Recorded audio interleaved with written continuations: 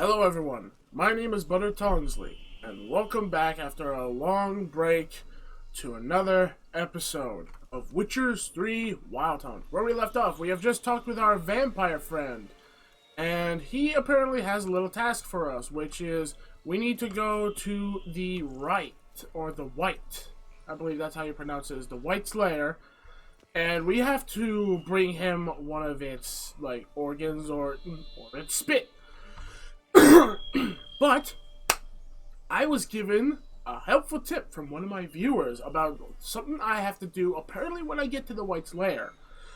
So I thank you to my viewers for the helpful tip. They're saying to drink the soup without the spoon. No spoon. You drink bowl. Or if you want, try a fork if you think you can. But there's an optional right here that apparently the spotted wight is in my bestiary. So let us do that. We're gonna open the bestiary, and maybe it'll show me what this thing looks like, so I know what the hell I'm dealing with. Is it an elemental? No, not an insectoid. Ah, spotted wight. Ooh. Okay, so I don't get to see what it looks like, but it's definitely creepy. Vulnerable against Yrden and Ignis and Necrophage oil, so I have all of that. Let's see, best defense against spotted wights, stay calm and leave them alone. Fragment of a treatise on spotted wights by Roderick Gilligan. Spotted wights were a subspecies of wight which the Witchers drove to extinction. They were larger than their unspotted kin and owed their names to their numerous blotches and effusions. Spotted wights would most often dwell in derelict cemeteries and empty wildernesses, yet at times took to living in abandoned human domiciles. There they would indulge in their greatest passion, creating brews from their own emissions. When not disturbed, spotted wights would not act aggressively. If threatened, however, they become very dangerous indeed.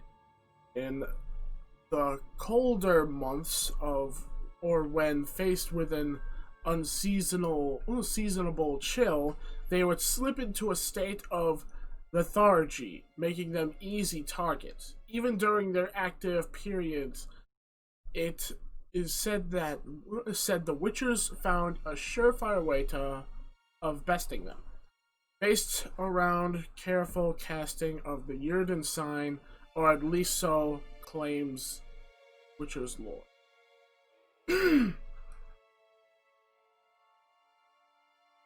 So it's talking about careful casting of this. I'm guessing it means cast this and then hit them with Igni if I have to fight one. But maybe I don't have to. Then we have regular wights. Okay, so they're very toothy. Okay, so Roach, are you seriously stuck? Come on. Gotta go. We have adventuring to do. Come on. No, don't be stuck. There we go. Go. So we're gonna head to the Wight's lair. At least I will as soon as the map stops doing that. So come on, just pick a direction that you want me to go. There we go. Alright. See you guys at the Wight's lair. Oh! It's one of these red exclamation point missions. I don't want to miss out on these, so actually let's give these guys a little bit of a hand. What the hell happened to that guy?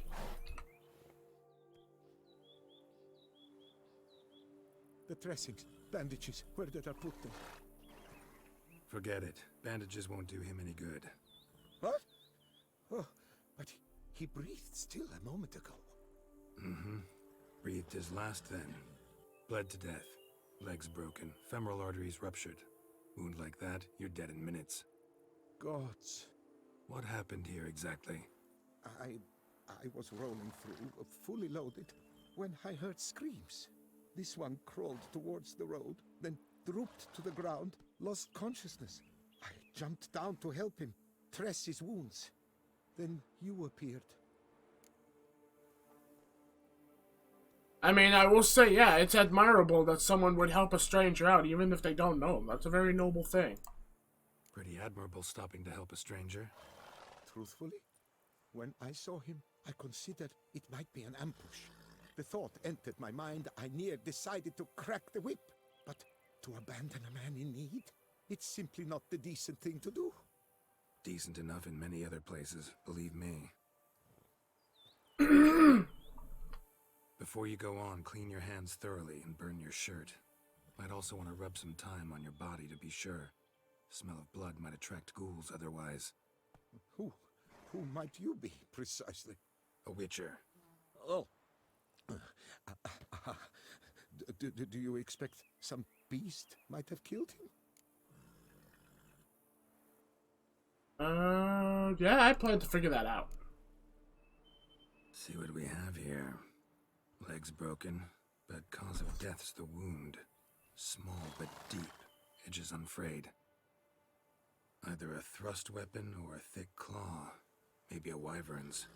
Tough to say, and... breastplate's unusual. Dented. It's got a patina. An antiquity, I believe. I deal in these things, so... what's puzzling is... why did he done it? Not likely to learn that from him. Now to figure out where he came from. From that house, I'm assuming, but need to investigate. Got some work to do. So long. Wait, I will come with you. Are you crazy? You gotta be kidding. Gotta be kidding. This isn't a garden romp. Whatever killed him's damn dangerous and it might still prowl the area, so if it's all the same, I'd prefer to accompany you. So be it. But stay close, keep it down, and don't touch a thing. Okay, so looks like we got this guy to help us. Oh. Trail leads to the house on the hill. Which stands silent as a grave.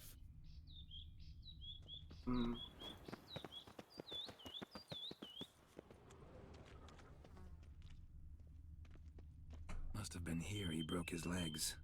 Fell while climbing over the wall.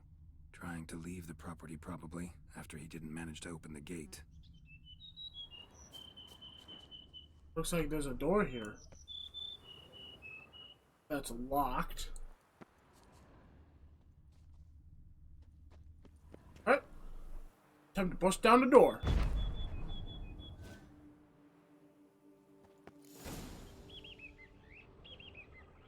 Whoa. Oh. Burned alive. Really high temperatured work here. Lepiota, thou art my defender and protector. Thou bringest good news.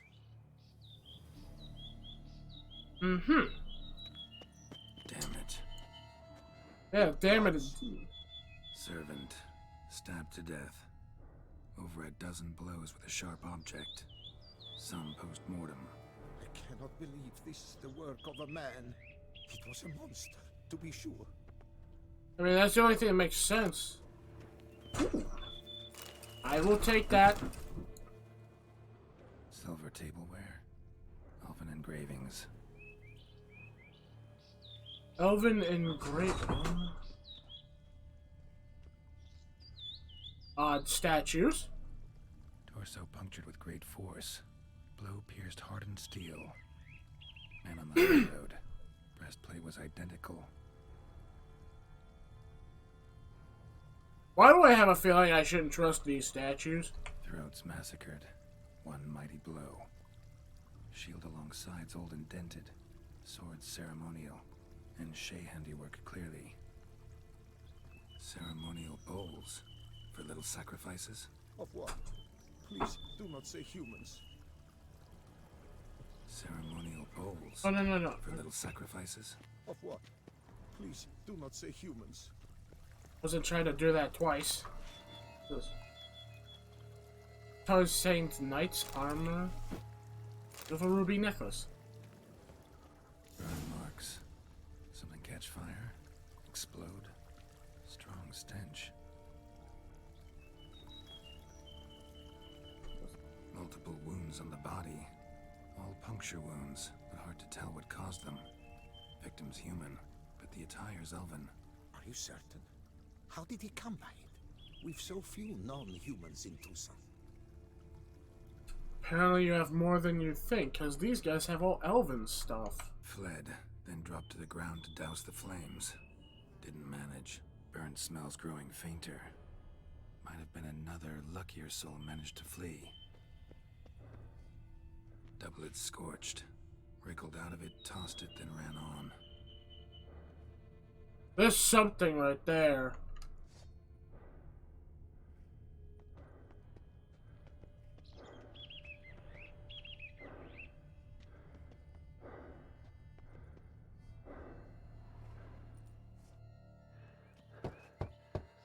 Perhaps there's no one inside after. I know you're in there. Breathing's loud and clear. Open up. No harm.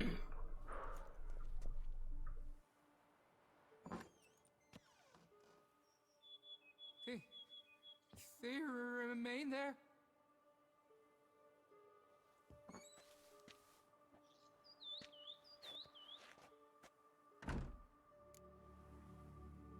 Who are you? Listen, I'm a witcher. I'm here to help you. But if that's gonna happen, you gotta answer some questions first. Who are you exactly? Durant Faucher Plamonton de Safaran, Lord of these lands, and Chairman of the Society of Friends of the History of Tucson. We meet here annually to mark the anniversary of the Elfin Homage, but something like this, why, it's a first. And who are they? You mentioned them. Who do you mean? Those, I don't know what they were, spirits. It all occurred of a sudden. We were staging a scene, the death of paying homage. There was a flash of light that blinded me completely. I heard cries, though saw nothing, then felt my own robes were in flames. I broke and ran, threw off my doublet, leapt in here and shut and locked the door behind me. They pounded on the door. I thought they would get through. I thought I was done for, but in the end, it grew calm. So while reenacting a scene from the past, somehow, unintentionally, you summoned a specter, a Korgorath, or a tube, maybe. What? What now? Best thing? You gotta do it again, of course. Are you mad? Would you have this thing kill us? No, don't want it to kill anyone. Precisely why I gotta do my job. Summon it again, whatever it is, and tend to it once and for all. Durand, think I can reenact the pledge? The giving of homage, alone? It was a great, momentous event. The surrender of Tucson's last elfin king. You will need at least 3 individuals. Honestly, I'd rather not expose them to danger.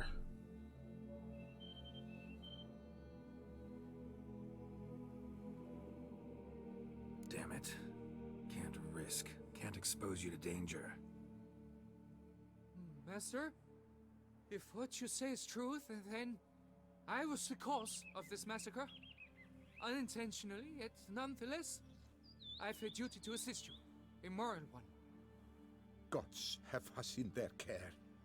I shall help as well. Let's get to work. Start by clearing the corpses.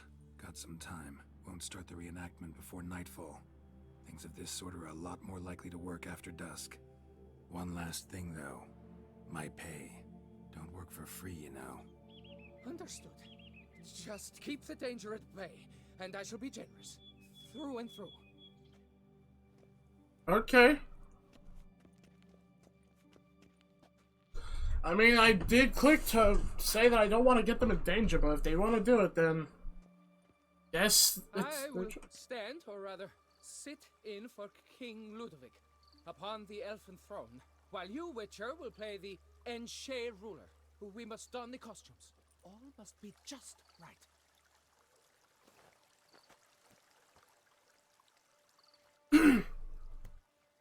Divethaf, the elven king, hosted Ludovic in his own palace upon his own throne, amidst the blinding glow of a plethora of torches. Light all the torching lamps in the garden, okay? Oh no, that's right, I could just do that. 6. The elven king, Divethaf, laid at Ludovic's feet a loaf of binnen and elfin bread, thus granting humans rule over seed-yielding lands. Take a loaf of elven bread. Okay. This is elven bread in front of Durban's throne.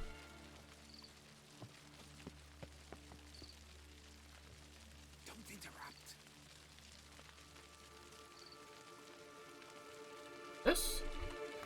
Divethaf filled the ornate ceremonial bowls with elven wine, Gwinoet, the sweetest blood of the land that had been torn from you. Okay. Elven wine. Long last, the elfin king grasped his sword and shield, thus symbolically passing command of his armies to humans.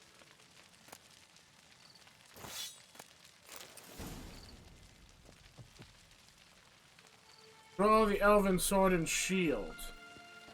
Wait, so do I have to actually equip them?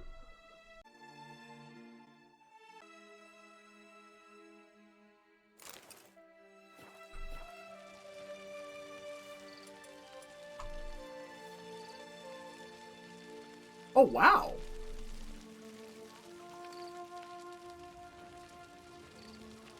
Okay. Elfin king, erect in his pride, drew his blade and dropped to his knees, thus acknowledging his final defeat. Ludovic then spake. I accept your allegiance and shall return in 1 year's time to... Ah! Look, the statues! Impossible! God's mother!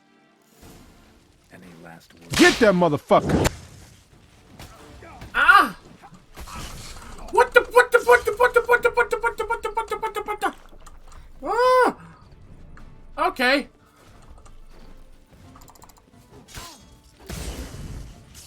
I need my weapon back. Where's my weapon? No. I'm going to die at this point. This is not fair. Surprise! What the? Holy crap, they do so much damage! No! Stop getting stuck! Okay, these casters are causing me trouble. Especially since they can hit me from wherever I'm going.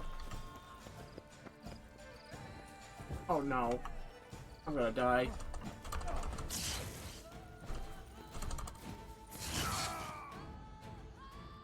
Holy crap!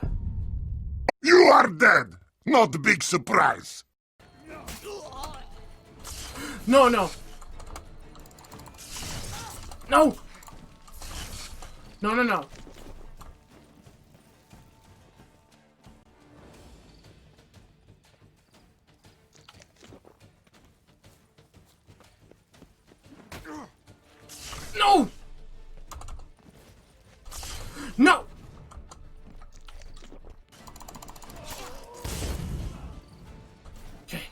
Okay, I'm getting in a better spot.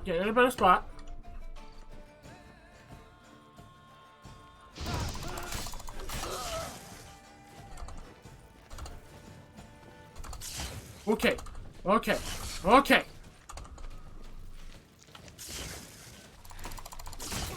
Damn it!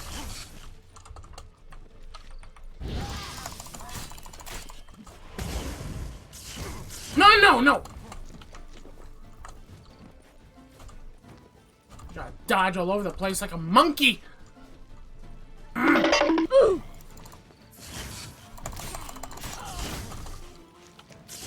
No!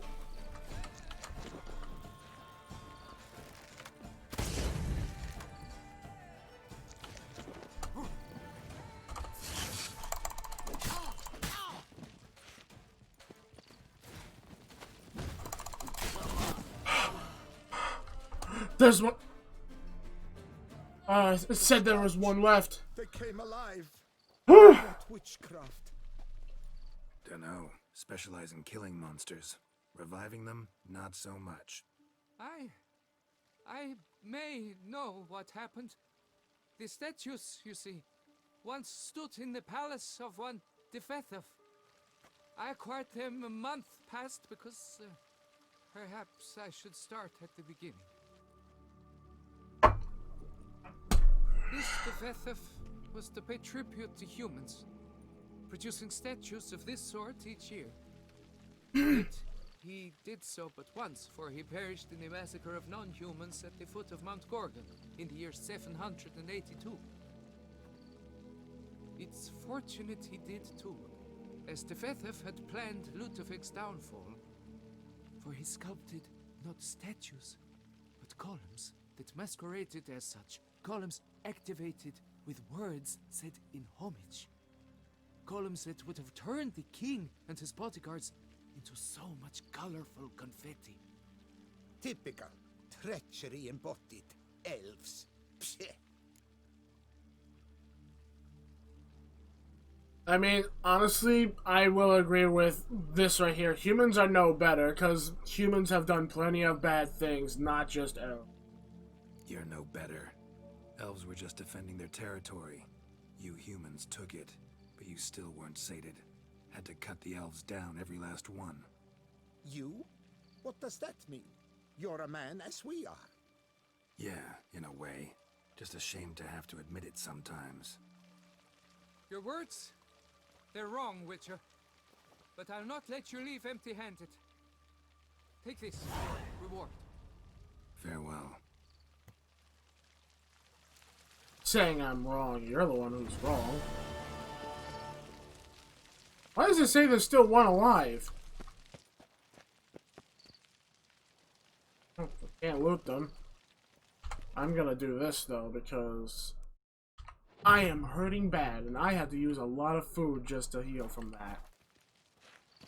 Barghests. Never a good omen. Okay.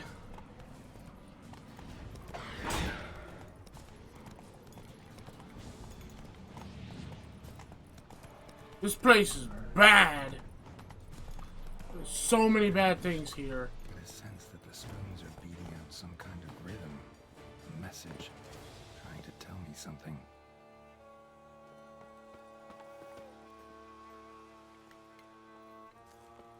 There's literally spoons everywhere.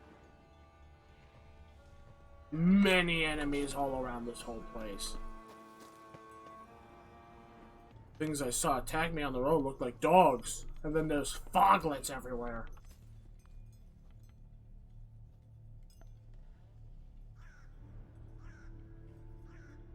None shall sit and dine with you at your table. No spoon you have shall say to you.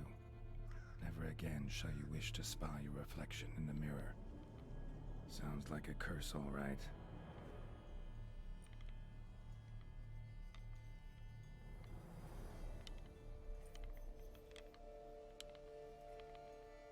Somebody's clearly obsessed. Regis mentioned the place might be cursed. Can't be a coincidence. Need to look around. Mm-hmm. Before I do that, it still has that ancient elven sword equipped. I don't want that. I want my sword.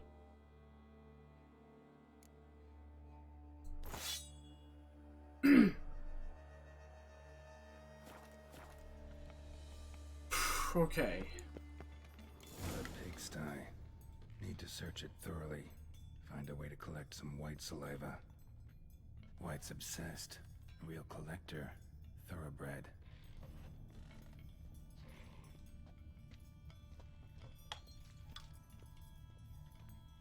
spoon you have shall sate you.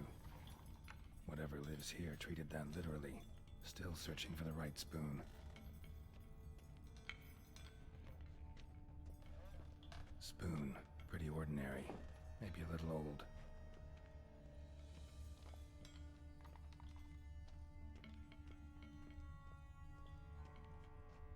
Skeletons.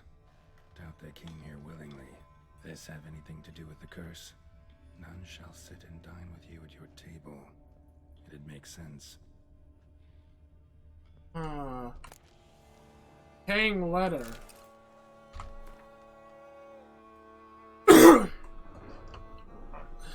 Dear Master Levisier, I know you track outlaws for pay. I have an unusual assignment for you. No doubt you wonder why I have drawn you out here, and why we cannot meet in person.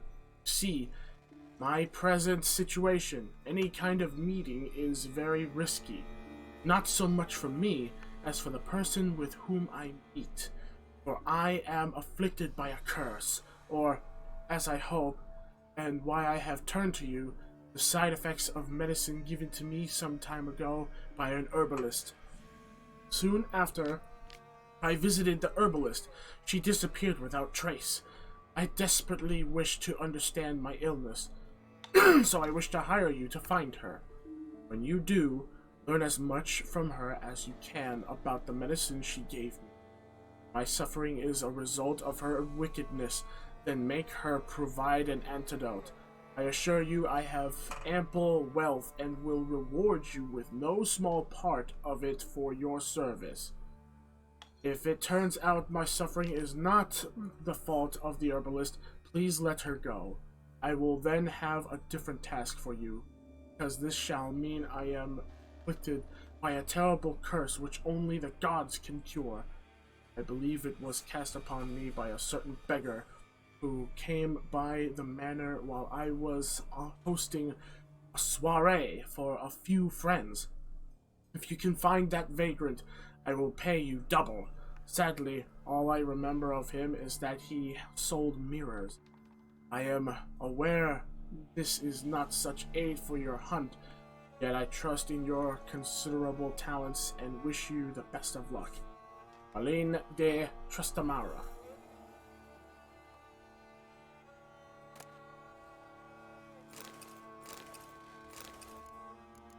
Bunch of spoons. Metal spoon, not on spoon, spoon, and a wooden spoon. Woman's name scratched into this wooden spoon. Romantic.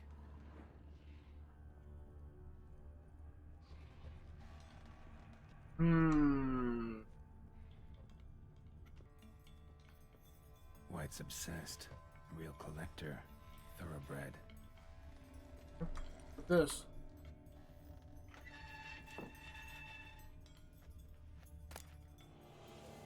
Stained diary. For a few days now, I have been having dizzy spells. I've never experienced anything like this before. If it carries on, although I can't stand witchcraft and sorcery, I'll have to visit an herbalist. The dizziness has not gone away. Worst of all, it's been joined by pain, so strong that at times I cannot see. I've been to the herbalist. A repulsive old crone looked at me like she had seen a monster. She gave me some cursed mixture that I have to drink twice a day. It's not helping at all. Today, like every day, I looked in the mirror and I was lost for words. I usually check that I don't have any wrinkles or bags under my eyes, but today there are no wrinkles. But I'd rather that there were. I have hair growing on my breasts. It's horrible. It's got to be because of those damned herbs. I went to the herbalist to smash her face in, but her chambers were empty. She must have known what would happen to me. Legged it.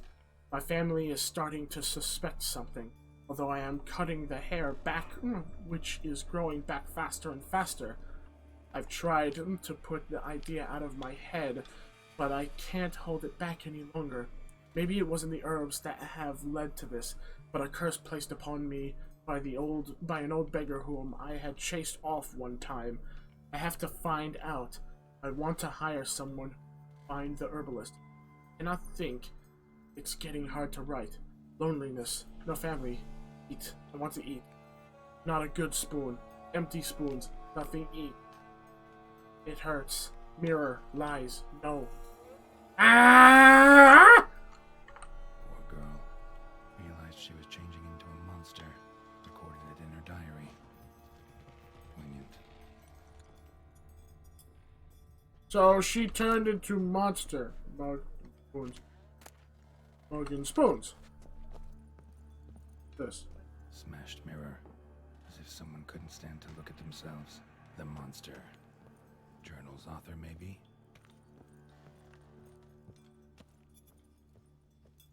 Okay, so someone cursed them, either the herbalist with their concoction or the person who was a beggar selling mirrors. Spoon key.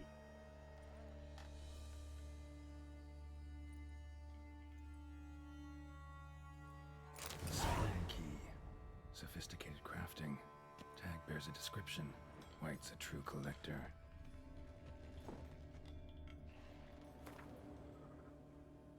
This certifies the item up for auction. An antique spoon key forged at the Christopherson and Son workshop in 1210 belongs to Smiggle Circus, owner of Fasentry. I'm guessing I need that key for something. Like maybe to go down something here. What do I need a spoon key for? Actually does seem like a Wight's lair. Bit atypical, but still. Cauldron should be somewhere around here.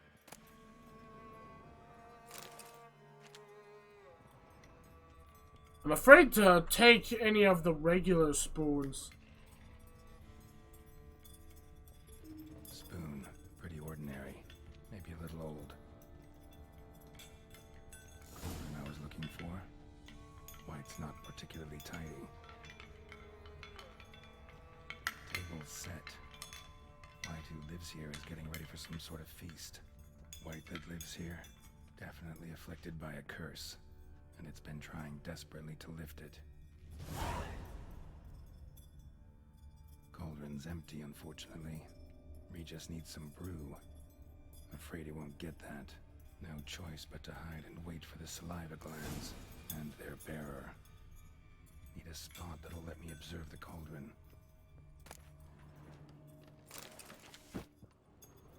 Another spoon. Yep, just as normal as the last one. What stuff? So, wait, there's no brew in there though. Is there somewhere that? Hold on, before we go in there, let me go through here.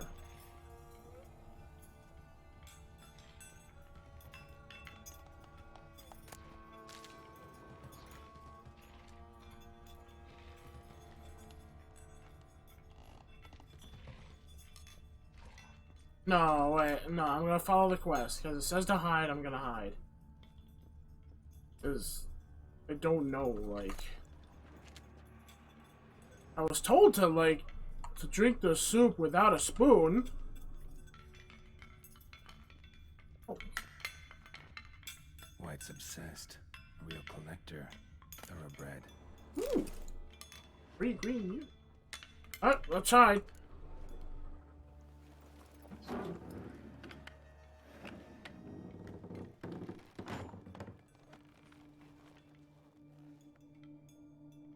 Oh, he's going into a meditative state.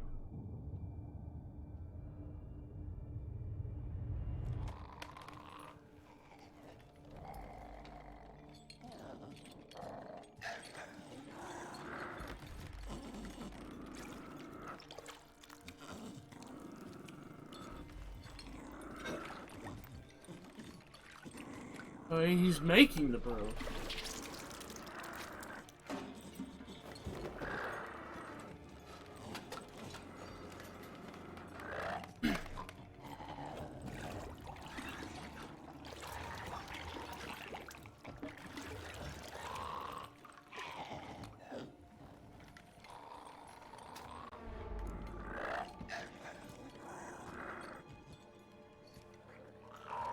Gotta lift the curse.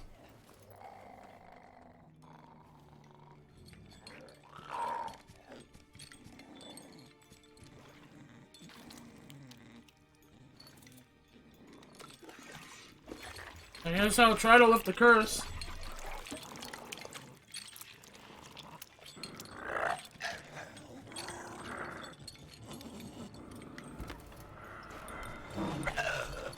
I'm not gonna hurt you. Wanna help? I've seen the words of the curse on the walls. Think I know how to lift it.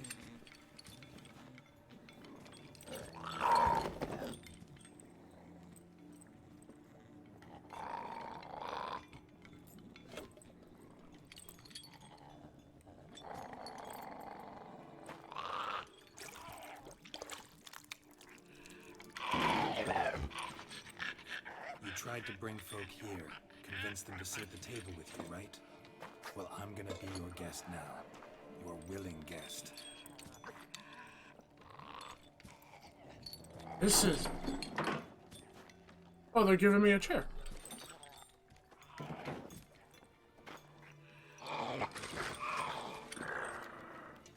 Just need a bit for Regis. And now we'll tend to you.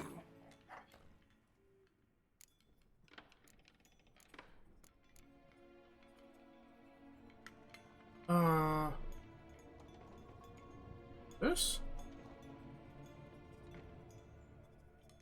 Need to get this right. Words of the curse were, none shall sit and dine with you at your table. No spoon you have shall sate you. Never again shall you wish to spy your reflection in the mirror. Okay, so we're gonna do what my viewer said. No spoons. Let's eat, not using the spoons.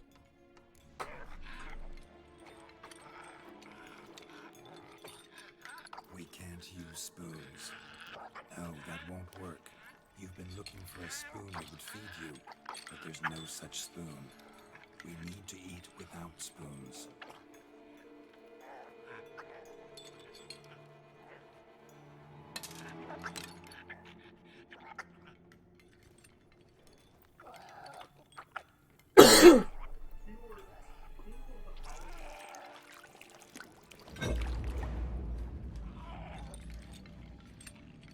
Open your eyes. You need to see your likeness.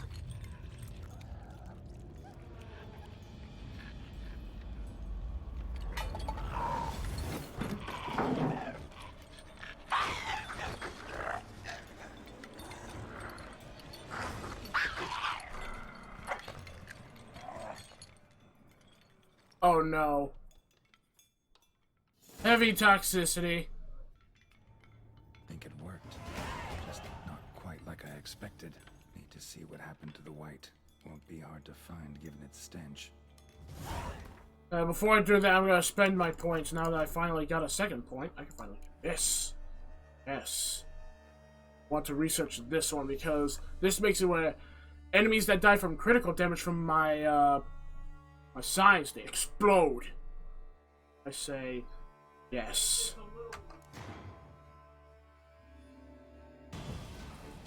Kaboom! Woohoo! Yes, explode! Ah! Whoa, there's so many of you, so many of you.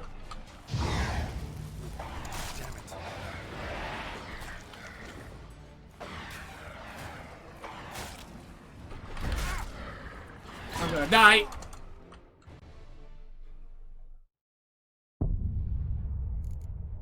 Wow, this place is evil. There's so many of these bar guests.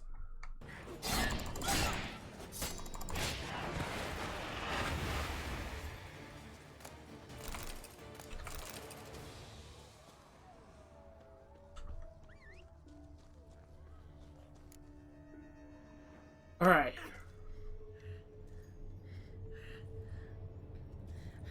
Shh, easy. Not gonna hurt you.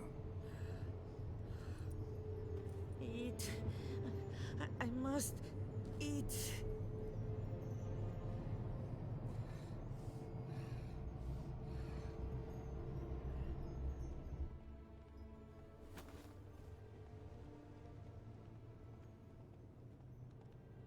I'll take you someplace safe. Please tell me it's gonna automatically do that. Because I don't want to be stuck having to carry her through a dangerous place like this.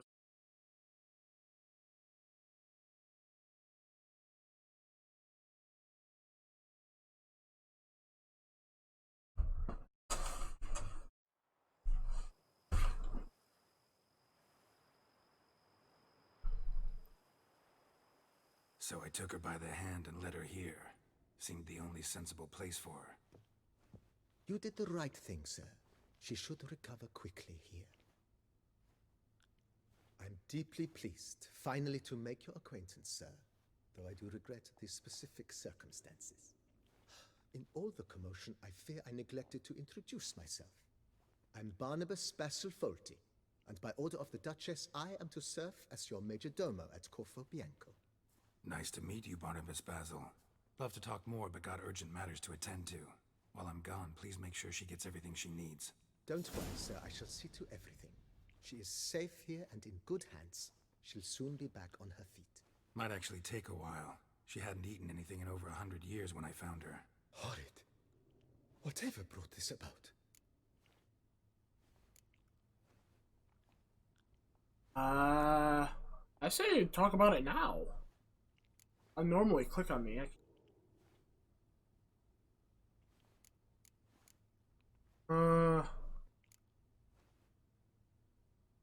yeah, actually. System. Told me her story on the way here. Her name's Marlena. She was once the very beautiful and proud heiress to the Trastamara estate. One evening, when she was holding a banquet for friends, a beggar came to her gate seeking alms. He had a bowl and a spoon with him. He sat outside her fence and waited. I've heard of the custom. An ancient rite of hospitality that obliges one to give food and drink to such a guest lest he depart hungry. To neglect the custom is to bring great misfortune down upon oneself. Marlena didn't care a whit for the old customs. She drove the man off, saying she'd rather feed the leftovers from her feast to her dogs than to give the beggar anything. The beggar then broke his spoon, cast a curse. She was beautiful, so he said she'd never wish to look at herself in the mirror again. Since she adored feasts, he swore no one would ever wish to sit and dine with her. And as she even refused him the crumbs from her table, he swore she'd never find a spoon in the world that would sate her hunger. A harsh punishment. I imagine lifting the curse was hardly simple.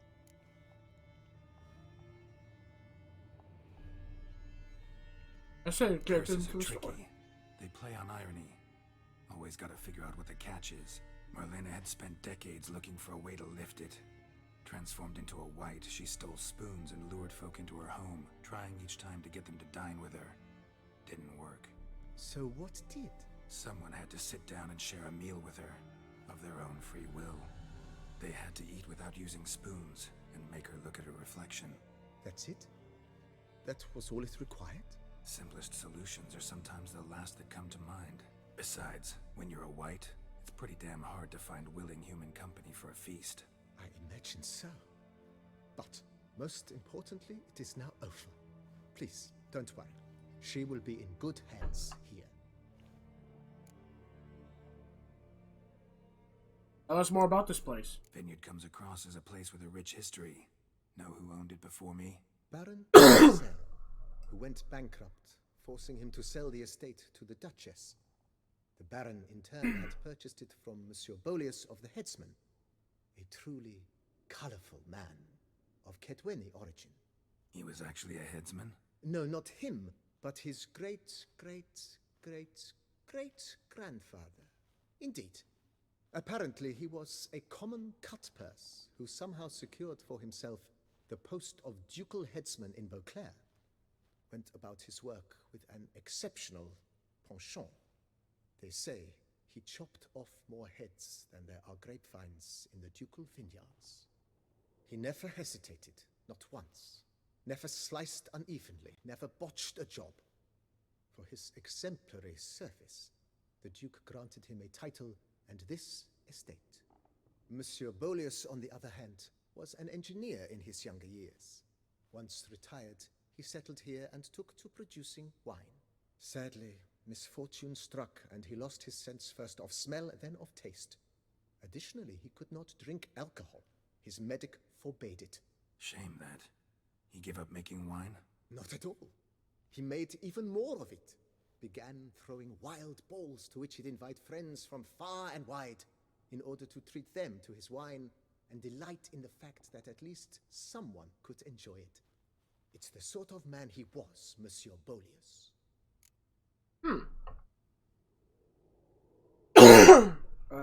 How about you show us around the vineyard? Mind giving me a little tour de Corvo Bianco? Not in the least. Follow me, please. I think it would be practical to begin on the hill.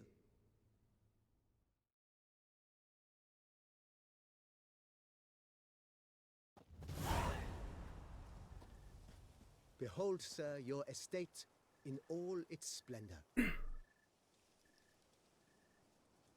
Pretty vast. Indeed. And now, sir, allow me to show you a handful of interesting details. Follow me, please. Been a major domo all your life? Yes, I come from a long line of major domos. My father was a major domo, as was my grandfather before him, as was my great aunt. In fact, she was the one to start the tradition. Great aunt? A hard woman. It is said that already as a child, she knew where she was going, and went there. When she arrived in Beauclair, she signed on as a chambermaid at one of the vineyards, then slowly worked her way up to major domo. She dragged the rest of the family up the same path. Well, at least you're... I mean, I'm hoping you're happy The living servants' your family. quarters. I occupy the green home. With the Duchess's permission, I have hired a full staff. Their salaries to be paid from the ducal treasury. Nice of her. Not the most sightly part of the estate, I admit. But I think it's worthwhile for you as master of the domain to know where the help stays.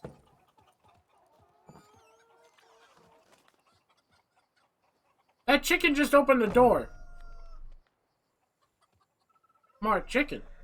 Baron Rossel ordered the vines in this part of the estate uprooted and olive groves planted in their place. They look beautiful, especially come spring. Don't look at all bad now, either.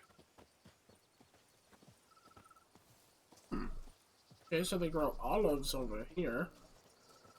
Down below lies your vineyard, where we grow a strain of Carfanere, one of the world's oldest. Aged in oak barrels, it provides for an exquisite wine with distinct blackberry, wild cherry, plum, and cinnamon notes. Marvelous. Have to try it one of these days. This is actually interesting now. We're in a place that we own, and it's a full vineyard. Nice well. Picturesque. Yes, though it ran dry long ago. During the raucous feasts Master Bolius held, he would order it filled with wine. There's a tale about a guest attending a Bolius ball for the first time and thus unaware of the custom. He had suffered great heartbreak and had decided to end his life by jumping into the well. The festivities were coming to a close, and the well was nearly empty when the suicidal guest finally jumped. Instead of killing himself, he merely broke his legs. To numb the pain, he drank the wine. Drank himself to death? Not at all. When found the next day, he had concluded he'd witnessed twin miracles. The water had been changed into wine, and he had survived. He retired to a monastery in the Dragon Mountains and began preaching the wisdoms of Lebioda. Huh. Okay. Not common you meet twin miracles happen in one day. Monsieur Bolius' wife Nina kept a garden here. A supremely lovely place it was. Bit neglected now. I agree. Yet nothing stands in the way of restoring it to its former glory, and once again planting it with herbs and other vegetation. Okay. I'm wondering if this is all stuff that I get to actually manage, and if so, maybe it'll give me like food that I can make myself and all that. Nina planted diminutive, delicate flowers and herbs here. One might say their aroma still hangs in the air. You're quite the romantic, Barnabas Basil. Okay. Has a lot of roses, that's for sure. Very beautiful ones at that. Of colored pink and hot pink colors. Interesting. Interesting choice of room.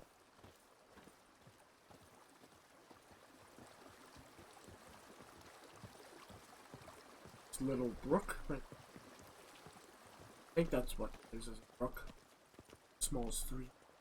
Is that it? This served as an additional wine cellar in years of plentiful harvests. Bit of work and it'll make a fine stable for Roach.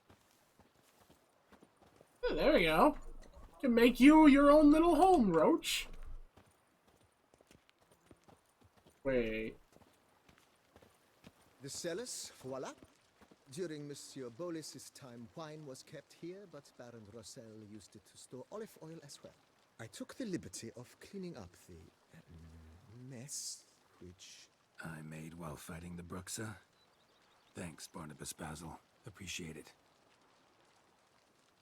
Oh, we're in the place where we first fought the Bruxa vampire lady. Where the people were being horribly butchered and murdered.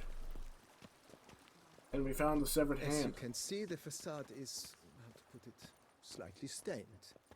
But one cannot deny it a certain subtle southern charm. True, though it could use a bit of subtle paint. Definitely could use some paint. But I do like how it looks like I have my own storage chest. And welcome inside. On the left is the master bedroom. On the right, the dining hall and kitchen.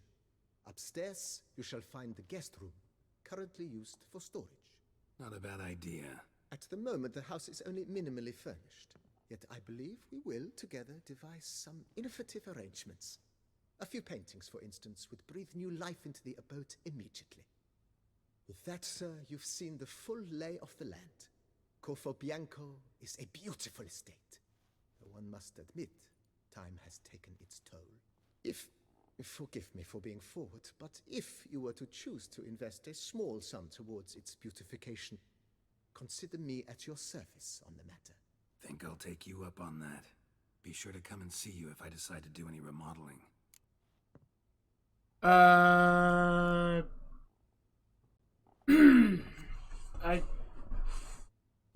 I guess if anything, I could do that in the next episode. So I'm just gonna say Thanks.